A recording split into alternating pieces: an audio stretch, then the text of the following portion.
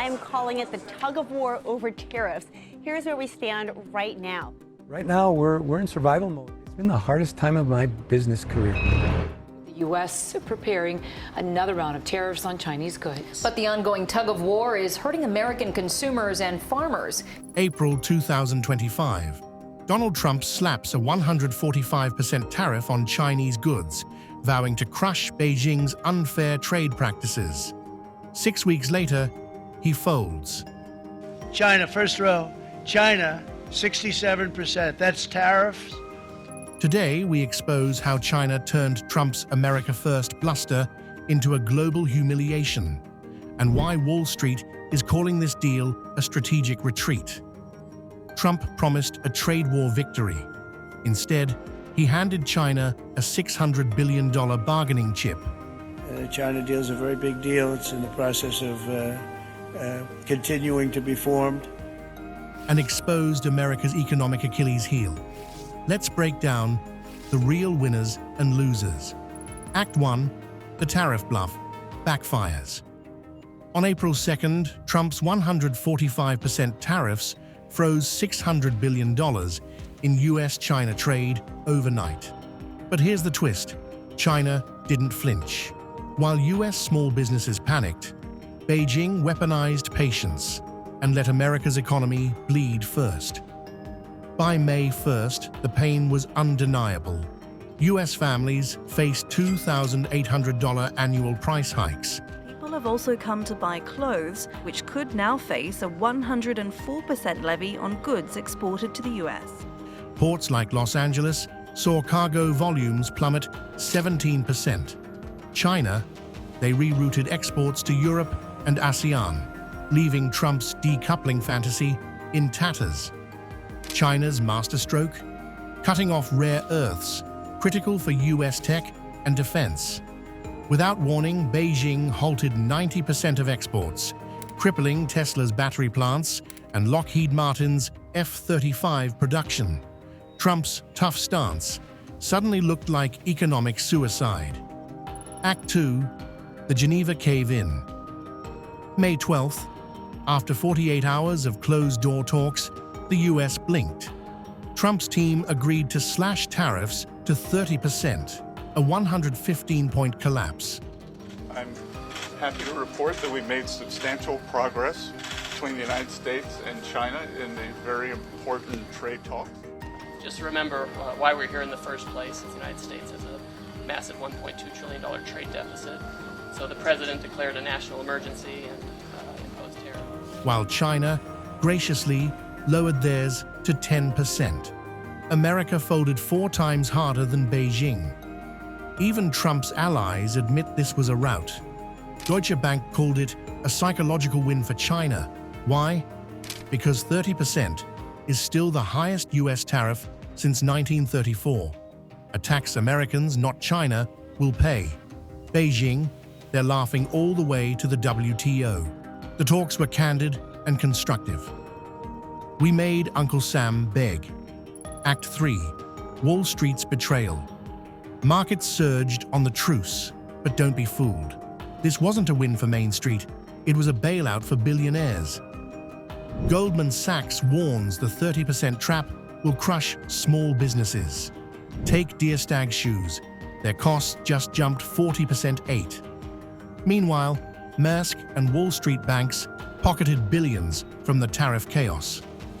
Yale economists say 17.8% of every dollar Americans spend now goes to tariffs. Today, a toxic tangle of tariffs, volatility, and supply chain issues, among other things, is making this self-inflicted economic crisis. Trump's deal? A $2.8 trillion stealth tax on you. Act 4, China's silent victory. While US ports scramble, China's factories are already roaring back. Logistics firms predict a 20% surge in China to US shipments, with freight rates spiking overnight. Who profits? Chinese exporters and the shipping giants they own. And here's the kicker. China didn't just win the tariff war, they rewrote the rules. Well, I do agree with you, Linda. Well, because Trump actually has backed down, so therefore, I believe China has really won this tariff war for the first round, yeah.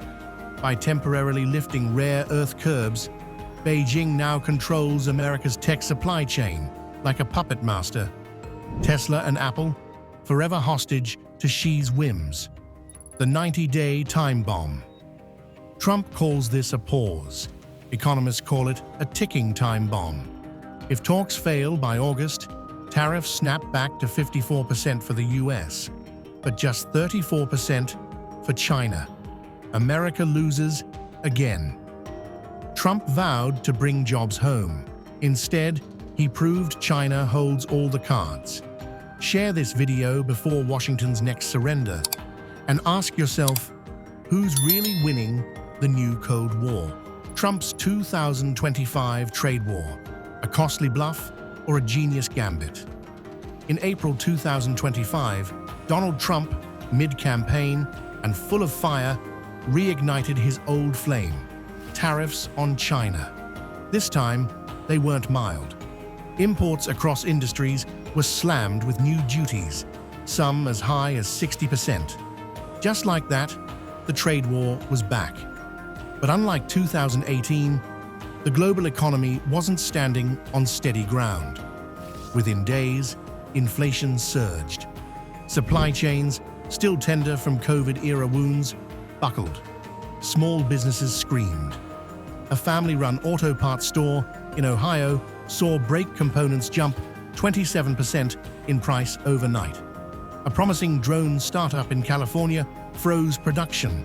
Even big-box retailers warned of higher costs coming fast. For everyday Americans, it meant more expensive phones, laptops, tools, groceries. The pain wasn't political, it was personal. And yet, China didn't fire back, at least not at first. No fiery press conference, no flashy tariffs. Just silence. Strategic, eerie silence. Behind the scenes, Beijing calmly rerouted exports, deepened ties with the EU and Global South, and locked in rare earth deals elsewhere. And then they dropped the quiet bomb, a rare earth mineral embargo. Suddenly, US tech giants and the Pentagon were in chaos. The materials behind smartphones, EVs, and missiles cut off. Then Trump blinked. In a stunning reversal, he rolled back some of the harshest tariffs, especially on electronics and consumer goods. To some, it was a loss. To others, a pivot. But here's the question. What if it was neither? What if the chaos was intentional? What if Trump wanted to expose just how vulnerable America's supply chains had become? To force domestic manufacturing, rare earth alternatives, and national conversation? It's painful, but sometimes that's how revolutions start. So maybe, just maybe, Trump flinched on the surface, but underneath, he may have just made the opening move in a much bigger game.